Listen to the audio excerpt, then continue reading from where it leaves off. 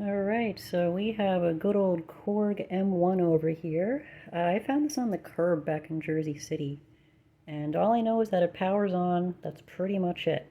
Now, when you turn it on, it says battery low, internal. It lost all of its memory, and as a result, it has no sound bank. There's no instruments. The only sound it makes is a very poor quality piano. Let me get close enough.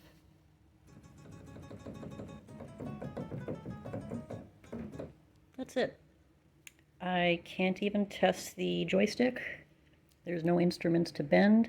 So I have to replace the battery. It's just a CR2032. It's just like a motherboard. Then once I do that, I have to connect this to a computer and reload the sound bank, or the presets, from my laptop, and hopefully we have a working Korg M1. Damn it. Fucking spiders.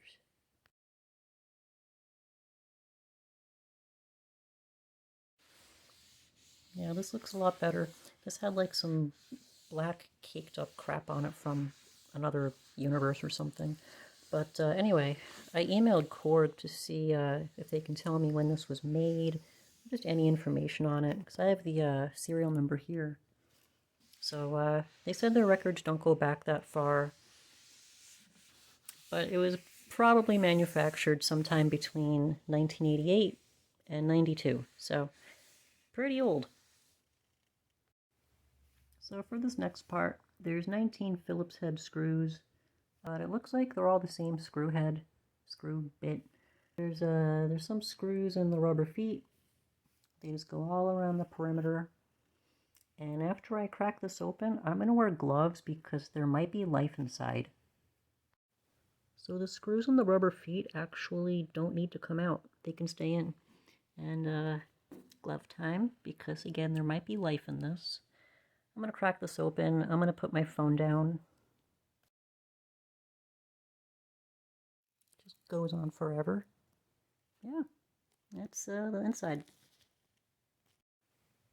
So the battery I have to replace is under this big PCB, and this thing is quite dirty. I cleaned it with a lot of alcohol wipes and just a lot of yellow. I think whoever owned this previously smoked a lot of cigarettes. It's just a guess, but you know, it is what it is. I was watching a video that said all the screws that come out of this main board here are different, but mine, they're all the same, so that makes me wonder yet again if this has previously been opened up, worked on, and so on, so we'll find out. I also have to disconnect these two. I have this connector up here, and I think it's this one. But yeah, otherwise I'm going to lift up the board and we'll find out. Alright, time to take a look. These look like really old IDE cables from like ancient computers. Cool.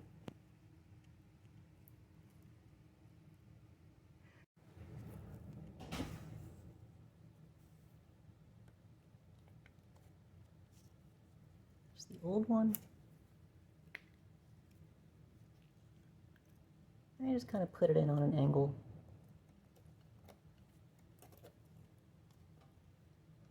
That's it. Next up is reassembly, so I'm just going to do what I did in reverse. And we'll see what comes next.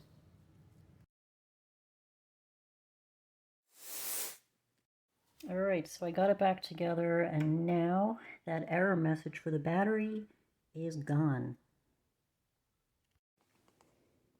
For this next step, you will need oh my god, my lighting here sucks. You'll need a MIDI to USB cable. I got a Type-C, but you can use a regular USB if you want.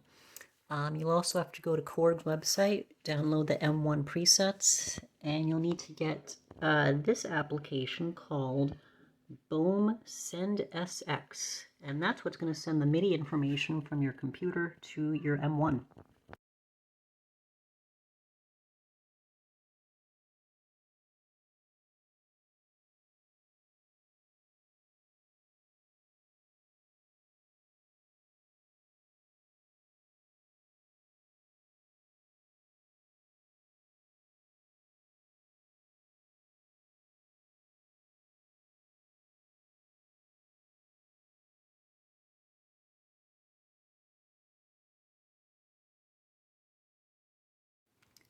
So I was reading online that the, where is it? The MIDI in plug gets plugged into the MIDI out port on the back of your M1, and the MIDI out plug gets plugged into the MIDI in on the back of your M1.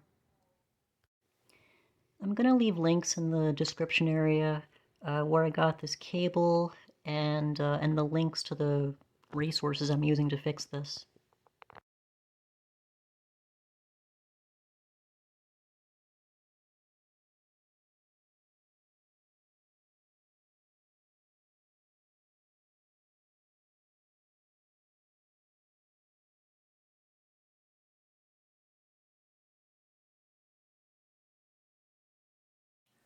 Well, unfortunately, this Bohm Send SX didn't work. It said it finished, but literally nothing happened. So instead, I'm using this MIDI SysX file transfer utility. It's very similar.